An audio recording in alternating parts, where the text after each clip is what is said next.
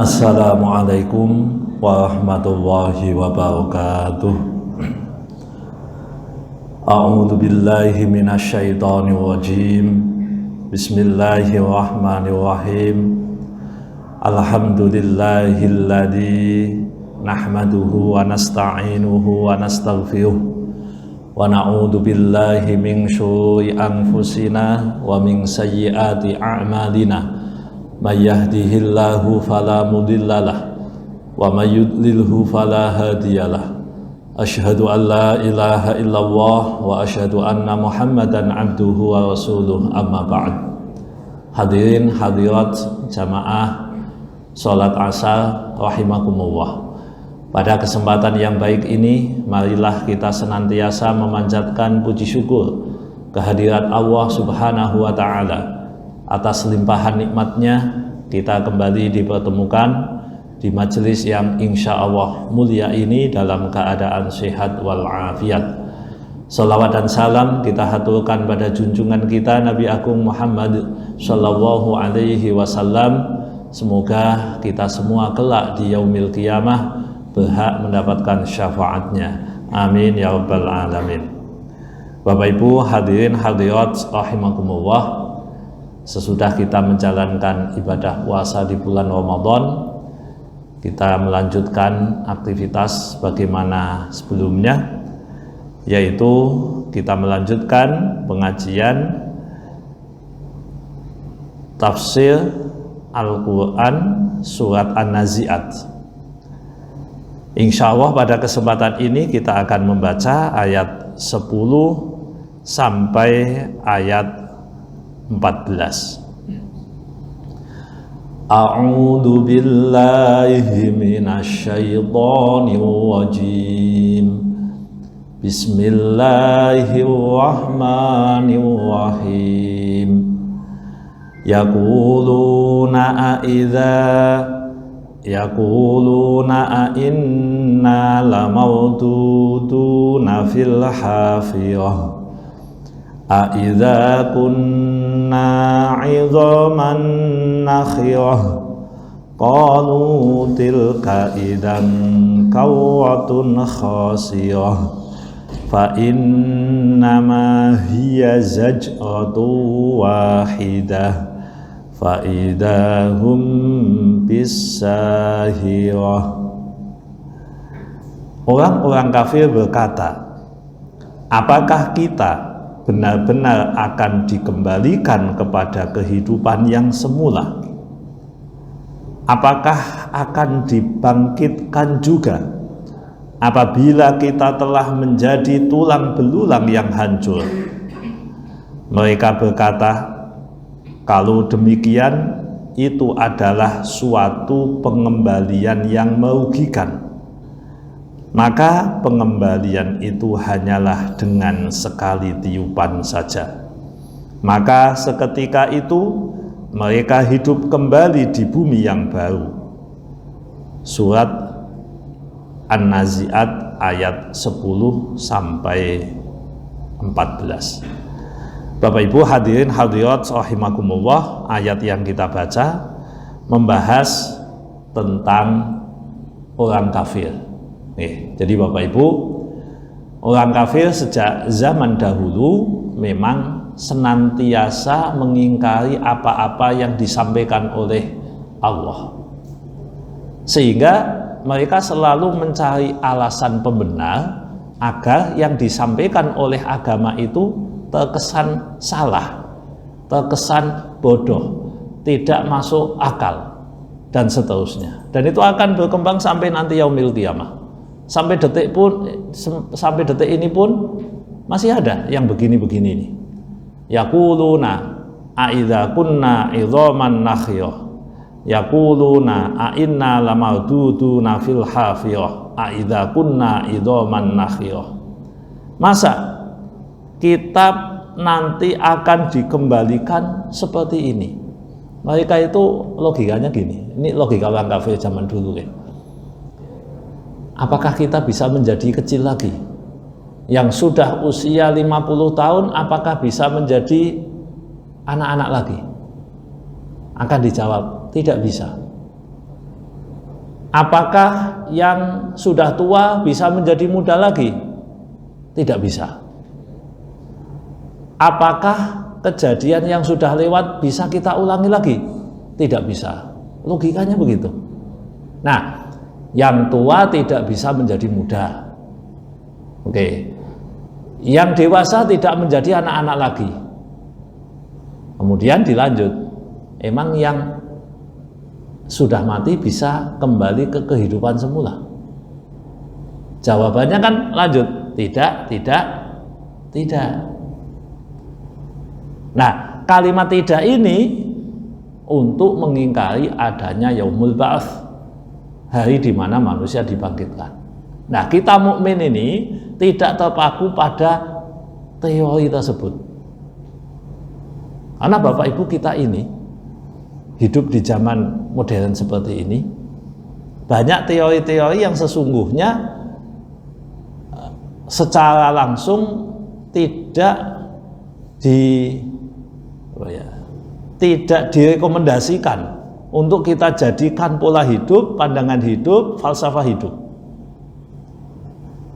Bahwa kita punya sunnatullah, bahwa kita punya hukum kausalitas.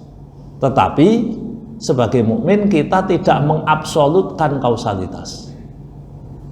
Jadi dalam bahasa ulama itu kullu syai'in mustatsna. Setiap sesuatu itu ada pengecualiannya. Terus kemudian nas tidak boleh kalah dengan logika. Nas tidak boleh dipreteli dengan ilmu pengetahuan, dengan teori-teori tertentu. Kalau kita bicara ayat ini, orang-orang kafir berkata, apakah kita benar-benar akan dikembalikan kepada kehidupan yang semula? Memang teorinya tidak bisa. Sampai detik ini belum ada yang bisa membuktikan. Ahli manapun yang bisa membuktikan bahwa orang mati bisa hidup lagi. Sampai detik ini tidak bisa. Katanya ada konsep namanya hibernasi. Manusia dihibernate sebagaimana laptop dihibernate, nanti dihidupkan kembali. Tidak jalan. Walaupun teknologi kedokteran sudah sangat canggih, di mana orang disuntik supaya tidak sadar dan dia bisa dihidupkan kembali dalam tanda kutip, rasanya dikembalikan, yaitu bius, tapi itu tidak bisa membuat orang jadi mati hidup lagi. Tidak bisa. Nah, apakah dengan ketidakbisaan sains dan teknologi ini membuat kita akan bertanya seperti orang kafir ini? Apakah kita akan kembali seperti kehidupan semula? Kita jawab, kita tidak akan bertanya itu. Walaupun kita posisinya jadi ilmuwan, umpamanya.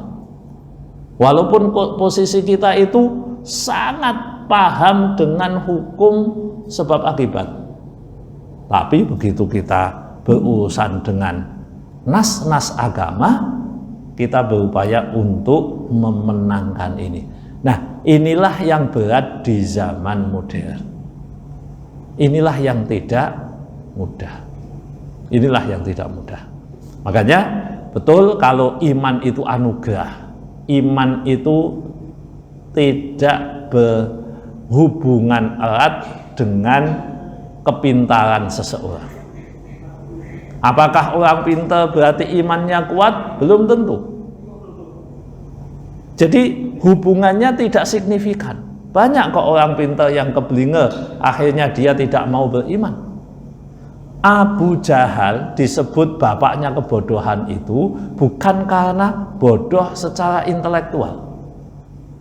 Tidak.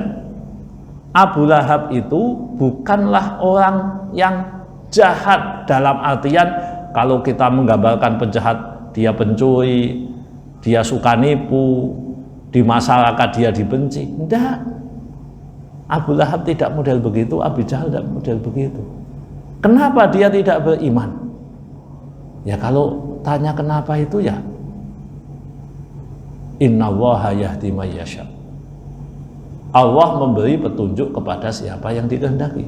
Karena yang seperti ini diperdebatkan kan tidak ketemu. Tidak ketemu. Orang mati kok hidup lagi. Kok Anda percaya? Coba kalau jenengan posisinya jadi ilmuwan, Anda adalah orang yang sangat menomorsatukan logika. Lalu jenengan ditanya, Anda percaya apa yang dikatakan Muhammad bahwa manusia mati bisa hidup lagi? Logika Anda dipakai enggak? Otak Anda dipakai enggak? Jenengan sebagai orang yang berilmu bisa jadi marah, jengkel. Saya pakai otak. Kenapa kalau pakai otak meyakini adanya kehidupan sesudah mati? Bukankah orang mati tidak bisa hidup lagi? Anda berarti kan halusinasi. Jangan-jangan diunek ke ngono kuwi terus jengkel, akhirnya mikir, pulang mikir, jangan-jangan iya ya, saya halusinasi nih, saya ditipu oleh Nabi Muhammad ini. Bisa jadi begitu.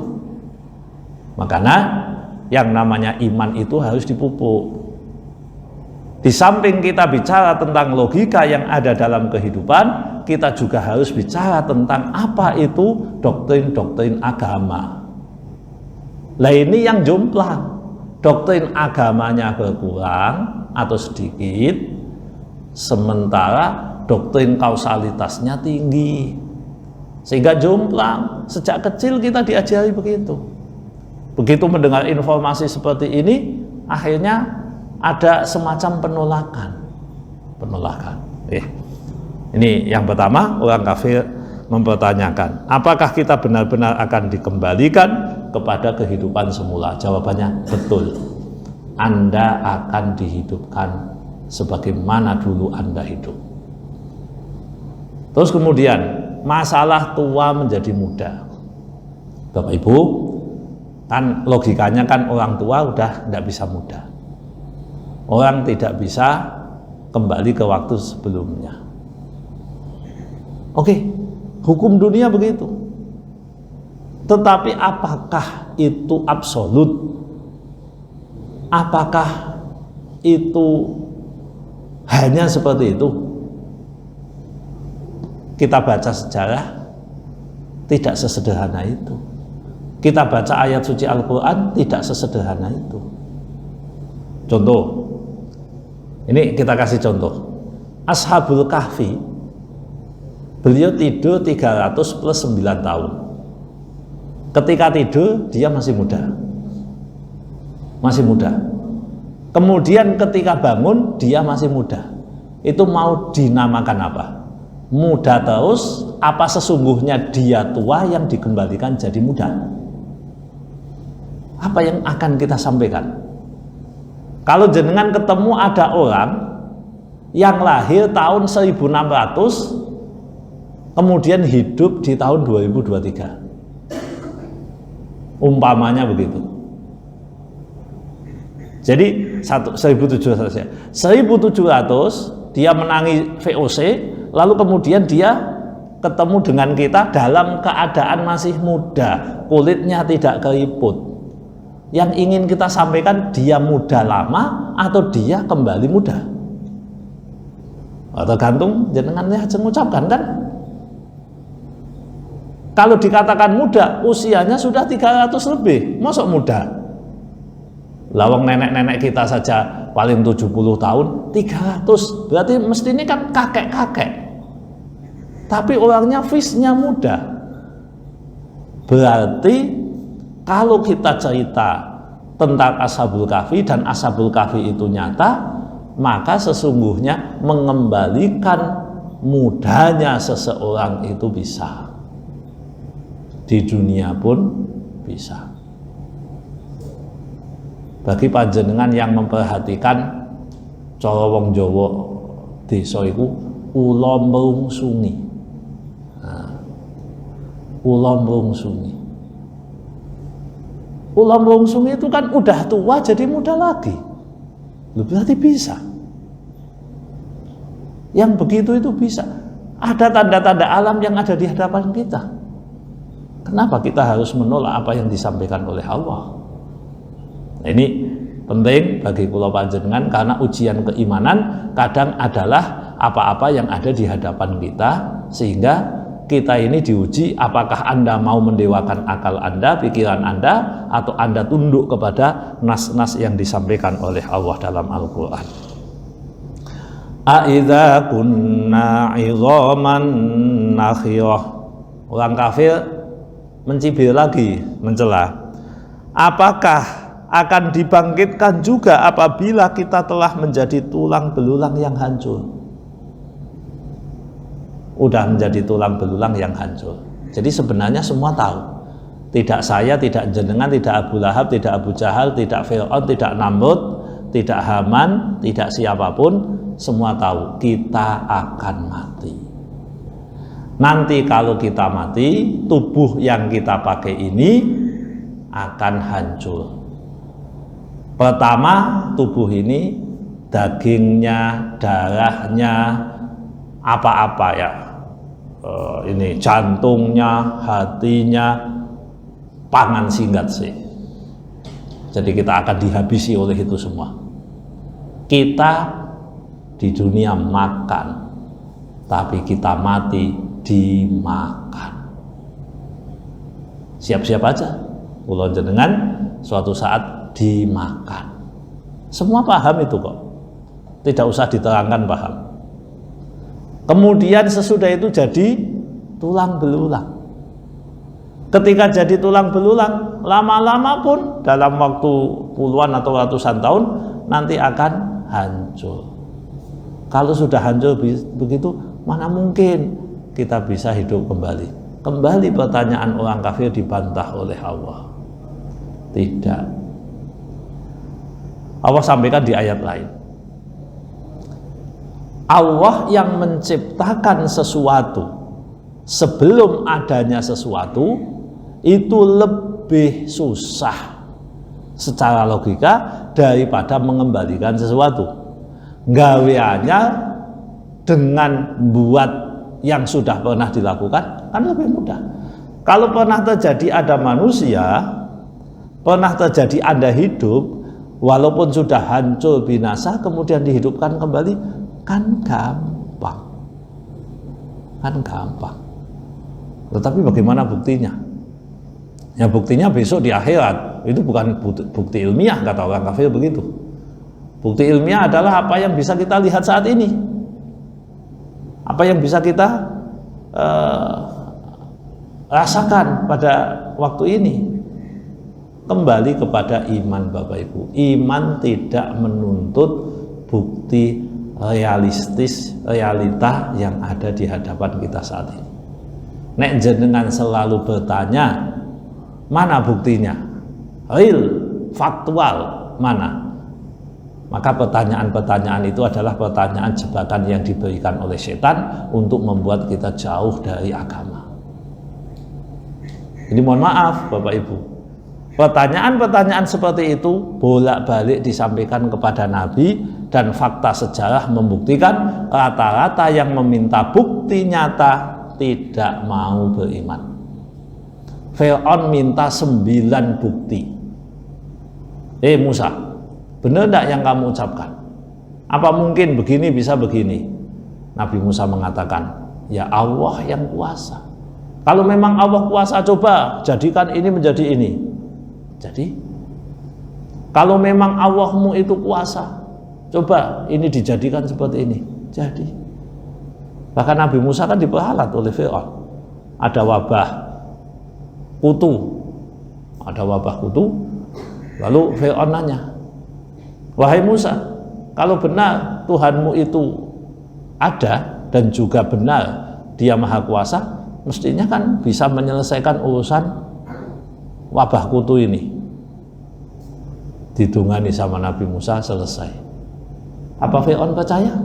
Tidak. Nabi Isa punya kaum namanya Hawariyun. Nah, Hawariyun itu ngomong, idz qalal Hawariyun, ketika Hawariyun itu ngomong, wahai Isa, tolong buktikan kita mau makan bersama tanpa harus masak. Tolong pesenkan catering sama Allah. turunkan makanan langsung dari langit. Karena itu tidak mungkin. Sampai sekarang masih ada yang mengatakan, emang duit turun dari langit ya? Kan masih ada yang begitu. Itu kan persis seperti apa yang dirasakan oleh, yang dipikirkan oleh Hawariyun. Maka Hawariyun itu jajal, wahai Isa, turunkan makanan dari langit. Apa yang terjadi? Nabi Isa berdoa, Rabbana anzil alaina ma'idatan minas sama' takunu lana 'idan li awwalina wa akhirina wa ayatan minka warzuqna wa anta khairur raziqin. Ya Allah, ya Tuhanku, turunkanlah maidah, hidangan dari langit. Hidangan sudah dalam bentuk siap saji, bukan timun, bukan kol, bukan, sudah jadi, anget pun itu. Lah turunnya gimana? Yang ada di situ melihat, jadi turun dari langit betul. Dan turunnya bagus, pendaratannya tepat. Kalau tidak kan jomplang toh. Coba jenengan bawa ini, bawa minuman, bawa makanan dari langit, nurunkannya kalau tidak pas, landing apa take off? Kalau turun namanya apa? Landing. Nah, kalau landingnya tidak pas, itu loh, sopir pesawat udah lama, landingnya masih duk, kena kan? Ini bayangkan ini, makanan, utah sidik kan mabut, bisa. Itu di hadapan. Jadi Bapak Ibu, jangan suka mengatakan, wah tidak mungkin, irasional, tidak masuk akal. Nah, kata-kata seperti itu dulu sering diucapkan oleh model-model Fir'aun dulu ya, sekarang ya tidak tahu. Makanya kita ya jangan sering-sering mengatakan begitu. Kok koyo Gusti Allah itu kekuasaannya terbatas. Allah sudah menyampaikan dalam Quran, innallaha ala kulli syai'in qadir. Allah maha kuasa atas segala sesuatu, tidak dibatasi. Tidak ada undang-undang yang membatasi Allah, tidak ada.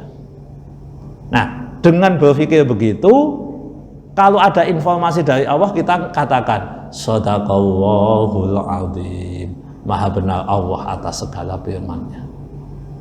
Kenapa sih di Indonesia kalau baca Quran kok pakai shadaqallahul azim? Dalam rangka untuk mengajari kita bahwa yang disampaikan Allah itu benar. Itu ada dalilnya. Nah, Quran sampaikan di juz 4, qul shadaqallah, katakan Muhammad shadaqallah, maha suci Allah. Nah, ini ceritanya Bapak Ibu, biar ada interaksi kita dengan bacaan Al-Quran. Jangan seperti orang kafir, kami udah jadi tulang belulang, mana mungkin kami kembali, mana mungkin kami hidup lagi.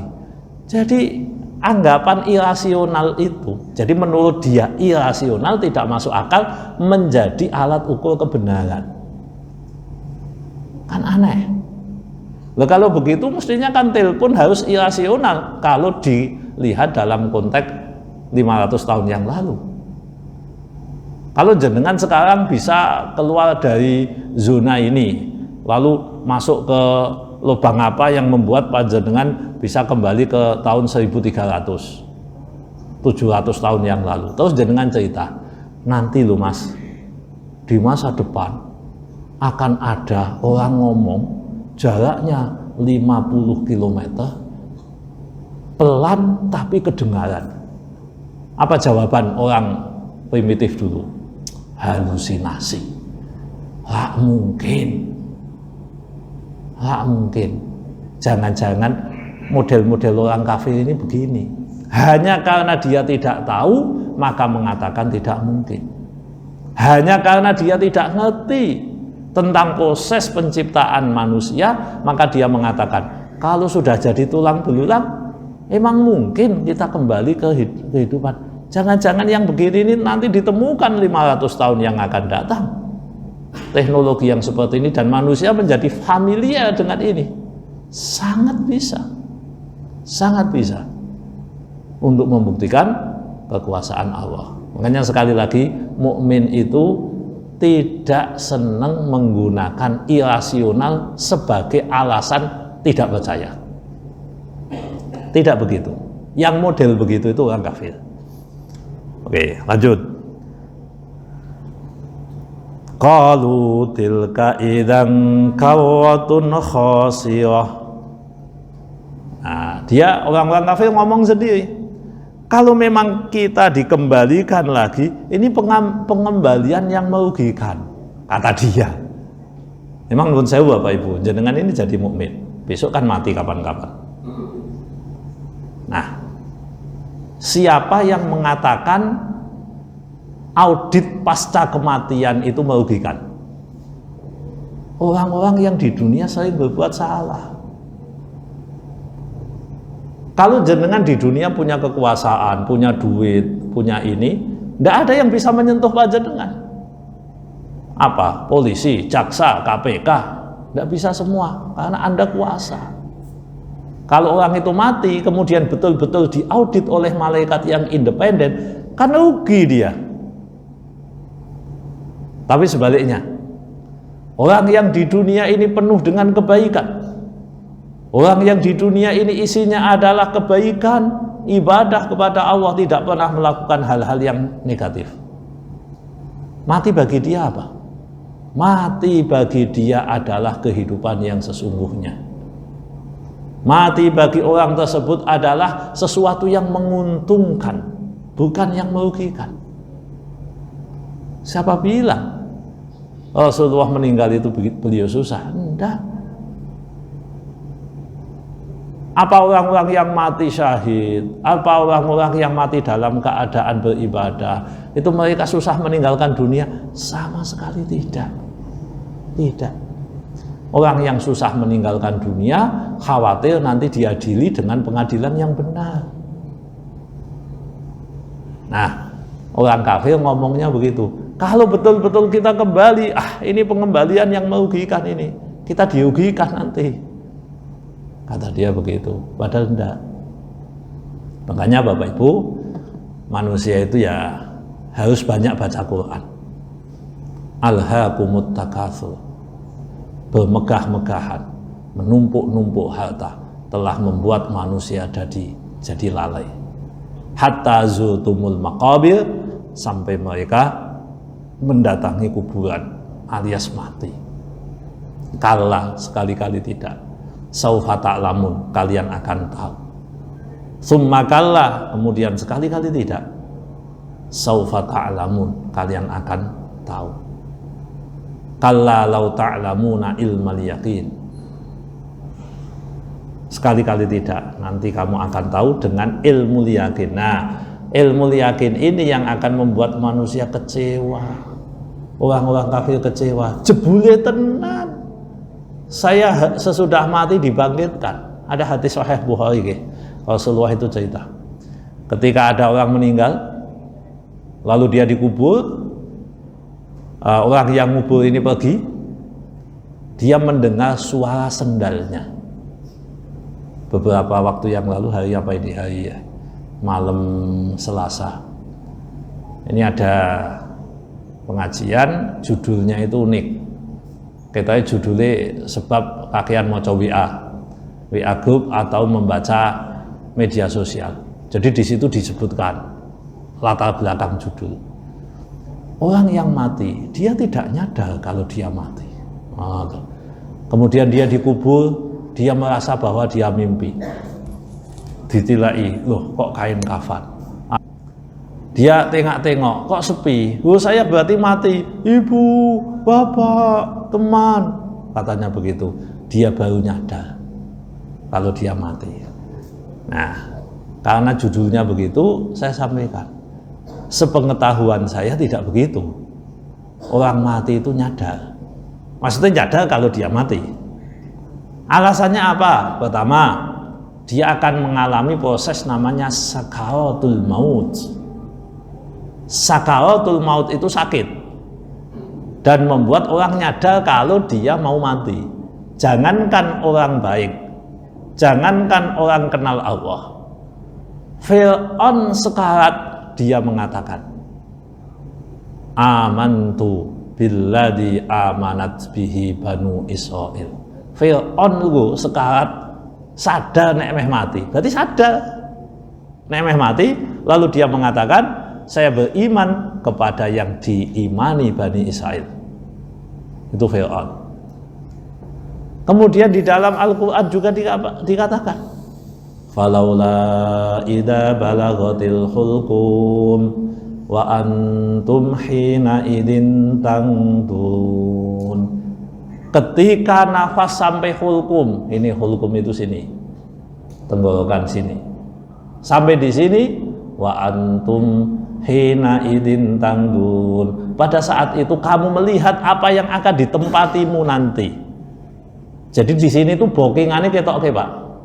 Nah jenengan booking hotel itu kan udah kelihatan kamar piro, kamarnya berapa, ukurannya berapa, fasilitasnya apa. Ini orang kalau mau mati di sini napasnya ini sudah diperlihatkan. Kalau neraka bentuknya kayak apa, ya takut dia. Begitu dia mati, kata Allah, ini kata Allah loh, orang kalau mati mengatakan, laula akhartani ila ajalin qarib. Al-Munafiqun ayat 10. Ya Allah, tundalah kematianku dikit aja. Ya berarti nyadar nek dhek mati. Namanya apa? Fa as-sadaqah, saya pengen sedekah, wa akum minas sholihin, saya pengen jadi orang soleh. Berarti nyadar. Apalagi tadi hadis Sahih Bukhari meriwayatkan, begitu yang mengubur sandalnya pergi, orangnya pergi, krungu suara sandale, bar ngono teko malaikat dua, lalu wonge didudukkan.